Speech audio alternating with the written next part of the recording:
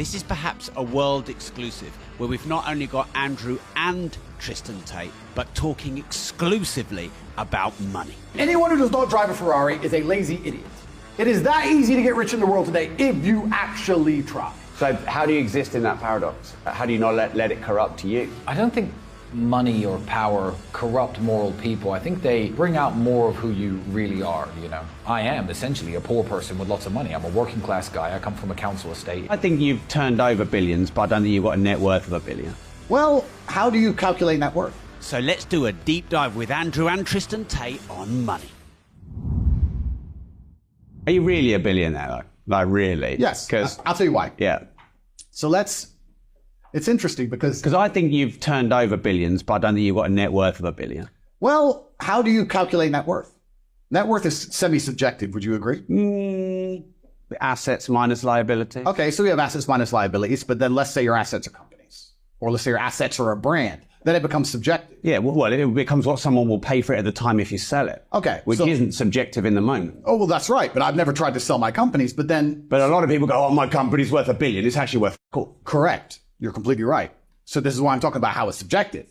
So then what you can do is you can go online and you can look at previously sold. Or multipliers. Multipliers, that's right. So let's say I had a tech company. Let's say I had an online educational platform that turned over $150 million a year at 80% profit, let's say. Mm-hmm. And let's say... In the real world, let's say you did Let's say I had that. Yeah. Right? And then you would say, well, the standardized tech multiplier is 6 or 7, especially with a margin like that. Well, that's $1 billion company. But it's not a personal $1 billion net worth. Well, it's $1 billion company that's owned by me. Tristan has no share in it? Shares. You're thinking inside the matrix. Shares. Shares, There's no shares. No one owns it on paper. It just exists. It's just there. If I sold everything I own for the fair price, I would have a lot more than $1 billion. So if you want to talk about hard assets like real estate, cars, land, let's do that. Let's do that then. How much real estate have you got? The Matrix is after me. They took everything from me. Decal took it all. You said to me everything. You told me to come to Romania and bring everything. But Decal took everything, of course. But I actually worked this. It's funny you asked me this question because my brother and I worked this out only a week and a half ago. We were like, if you know what you have, you ain't got much. What do we have? But surely you track your net worth every year. No. Why not? Because if I want something... You cannot master what you do not measure. If I want something, I just buy it. If I want a $5.4 million Pagani to go with a Pagani penthouse that costs $29 million, then I just buy both. I just buy them. Buy that. I just send a message to the competent authority. Purchase. And it's done. I have hundreds of millions of dollars of real estate. Right. But I'm not going to say where it is. I didn't ask you that, though. Okay, good. Yeah. I wouldn't ask you that. I have hundreds of millions of dollars of real estate. Well, no, sorry. Let me rephrase that. There is a company owned by a trust fund, owned by a company that has hundreds of millions of dollars of real estate, which I have access to. Okay. And how many cars do you currently have? 59, I think. I bought another one yesterday. What was that? It was only a Huracan Technica, but it was the last one off of the production line. Yeah. So I thought I'll buy it. So what's the 59 cars worth? Well, let's try and work this out. I have a Rimac Nevera. Is that on order? No, it's finished. Right. Just needs collecting, but yeah, I'm on judicial control. I cannot leave Romania. That's around 5 million. I have the Bugatti around 5 million. I have two Chimeras ordered. They were 5 million each. I got Jesco, that's 5 million. So that's 5 cars. We're already at 30 million. Why 2 Chimeras? Because I spec'd it and I couldn't decide which color. Right. It was between the two. Yeah. And I thought, well, I'm not a brokey. Let's pop it. Right. What's the Koenigsegg process of buying? It must be a pain in the ass. Like, I guess it... Wait list, all that. For the average man, perhaps, yeah. When you're Andrew Tate.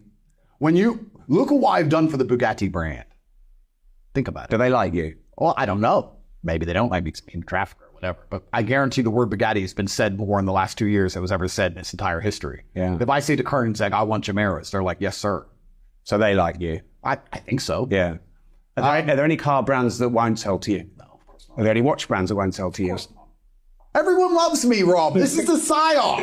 There's a psyop that I'm some disliked person. Every single person likes me all of the time. I've yet to have a negative interaction. There must be one pissed off girlfriend, ex-girlfriend that doesn't like you. Well, no one is liked by everyone. I'm sure Dekoff tried very hard to find her. What I do is I try to change the world on more of a micro level. I don't try to change who runs the world, who controls the world, how the monetary system works, how fair or unfair it is. I try to look at the game and play the game as best as I understand the rules. So changing on a micro level can be something as little as inspiring young men to get into shape, to care more about their health. That should, in theory, lower the cost of healthcare for every developed nation if everybody listened to mine and Andrew's advice. And it's the micro level change that I'm more interested in pursuing myself. I'm not trying to run for office. I'm not trying to change the laws. And the world is set up the way it's set up. So I just try and win the game, as you have. Get a bunch of money, put it in your bank. Oh, what's the money worth? What's it backed by? I don't care. I have lots of it. And it can buy real things. It buys real food and real properties and real cars and real experiences. And it gets you plane tickets and private jets and all the things that you want. So do I really care what it's backed by? It's not an issue that I try to alter. And I never will. Do you think maybe in some ways, whoever controls the world, the governments, the big corporations, they're just running a company like you're running a company and I'm running a company, and if we were controlling the world, we might run the company in a similar way? I believe I'm a far more moral person than some of the people. So some of the large companies and the people behind them that control the money, I feel like they're happier to flush human lives down the toilet than I ever would be. So when you look at some countries, Saudi Arabia as example, that's run like a business, and the leaders and the people sit around, they think, okay, we have this many resources, we have this much space, how do we best make our company profitable? How do we make it safe? How do we make everyone inside of it happy? I would be a far more moral leader. I wouldn't send young men to die in a pointless war. I wouldn't finance wars, try to start them for profit, benefit, nothing. If I could end all war and be financially broke myself, there's a button right here I could press, good, I'll live on the streets for the rest of my life. Whereas this clearly isn't the attitude of some of the people at the top. They're happy to enrich themselves, enrich their families, and who goes to die? The poor people. Poor people go and die, and of course now I have some money, but I am essentially a poor person with lots of money. I'm a working class guy, I come from a council estate. It's me and my people who have to march off to their wars and go and fight and die. So we have another paradox that exists, and that's one about money, because you've essentially said that money corrupts. Yes. But you're rich as and you love money. So I am rich as thank you. But you're not doing too bad yourself either, are you, Rob? I don't know. I'm doing all right. Wonderful, wonderful. So how do you exist in that paradox? How do you not let it corrupt you? It's I don't think money or power corrupt moral people. I think they bring out more of who you really are, I didn't run a charity when I was 21 because I had no money. Now I do because I have money. My mom still worked a job when I was 21. Now she doesn't because I have money. Even the people who follow me around, I just had lunch now. I tip 100% at every restaurant I go to because I have money. I'm a kind person, and money allows you to do more of the things that you enjoy. So if you meet someone who seems like a good, down-to-earth guy who then wins the lottery and he starts talking down to people and being dismissive and being rude to waiters, I don't think he's been corrupted. I think that's who he really was.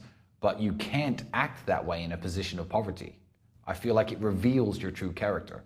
So how do you stop money from corrupting people? I guess the answer is you don't. You have good people and bad people. And I wish the world was set up in a way that it was easier for the good people to get rich. Rather than, the evil, cutthroat, vindictive people, because capitalism is a system where it's easier if you're cutthroat to get rich than if you're kind and moral, I think. Yeah, I'd agree. Although, do you think we even have capitalism anymore?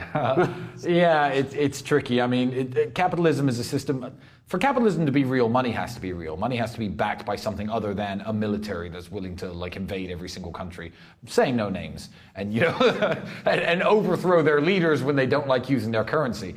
So, for capitalism to be real, money has to be real. Personal ownership of wealth has to be real. What does your bank balance even mean? Nothing. Is it backed by gold or silver or anything? No. I mean, the only way to actually have wealth is to accumulate things that are expensive. So, I mean, if you own a bunch of properties, a bunch of cars, a bunch of gold, then you do have some wealth. But capitalism means that every single intermediary exchange between goods and services is all cyberspace, smoke and mirrors, nothing. So I guess in a way we don't have capitalism. But I don't know what to do about that besides, keep making as much